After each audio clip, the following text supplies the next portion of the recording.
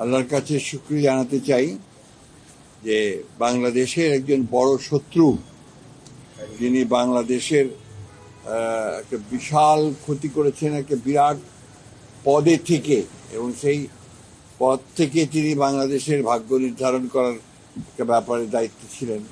সেখানে তুমি সেই জায়গায় প্রতারণার আশ্রয় নিয়েছেন, জনগণের সঙ্গে প্রতারণা করেছেন, রাষ্ট্রের সঙ্গে প্রতারণা করেছেন। সাবেক বিচারপতি খায়রুল হক সাহেব, তিনি এই তত্ত্বাবধায়ক সরকারের ব্যাপারে যে রায় দিয়েছিলেন, শর্ট যে রায় দিয়েছিলেন সেটা, এবং তার পরবর্তীকালে যে আপনার পূর্ণাঙ্গ যে রায় মধ্যে আকাশ আর পাতাল তফাৎ ছিল, এবং সেই যে রায়টা তিনি শর্ট দিয়েছিলেন সেটাও আমরা মনে করি যে এই রাষ্ট্রের বিরুদ্ধে গেছে। ওয়ালটন এখন দেশের সীমানা পেরিয়ে পৌঁছে গিয়েছে 50টিরও বেশি দেশে। ওয়ালটন, ঘরে ঘরে বিশ্বজুড়ে।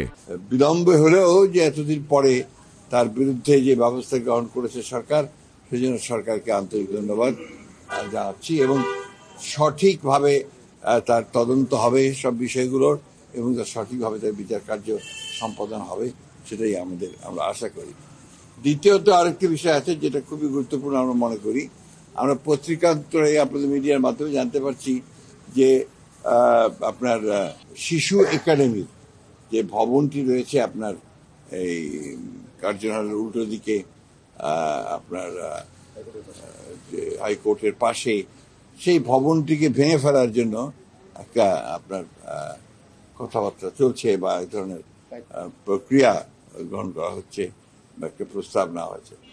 আমরা এটা বিরোধিতা করি, এবং শুধু বিরোধিতা করি এই কারণে যে এটা আপনার শিশুদের একটি বাংলাদেশের প্রতিষ্ঠান, সরকারের প্রতিষ্ঠান, যেটা দিয়ে শিশুদের বিভিন্ন রকমের তাদের যে গঠন, তাদের বেড়ে ওঠা, তাদের মন মানসিকতা তৈরি করা, তাদের এক্সট্রা কারিকুলার অ্যাক্টিভিটিস তৈরি করা, এই সব কিছুর ব্যাপারে আপনাকে এটাকে নেওয়ার জন্য শহীদ প্রেসিডেন্ট জিয়াউর রহমান সাহেব এটার উদ্যোগটা নিয়েছিলেন, এবং তিনি প্রথম এই শিশু একাডেমি তিনি নির্মাণ করেছিলেন, এবং এটা সারা বাংলাদেশেই এর ব্রাঞ্চ আছে।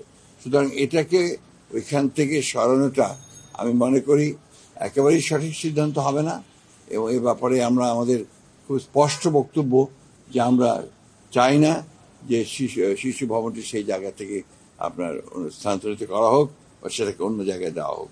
এটা আমার মনে হয় যে জাতি গঠনের ব্যাপারে এটা একটা বাধা হয়ে দাঁড়াবে বলে আমরা আশা করি। না, ওনার রায়ের পরেই আমার যেটা হয়েছে সেটা হচ্ছে যে আপনার আমাদের তত্ত্বাবধায়ক সরকার বিধানটা বাতিল পার্মানেন্ট করা হয়েছে, এবং যেটা বাংলাদেশের পরবর্তীকালের যত রকমের আপনার রাজনৈতিক সংকট তৈরি হওয়ার, সেই সংকটগুলো তৈরি হয়েছে এবং জাতি ক্ষতিগ্রস্ত হয়েছে।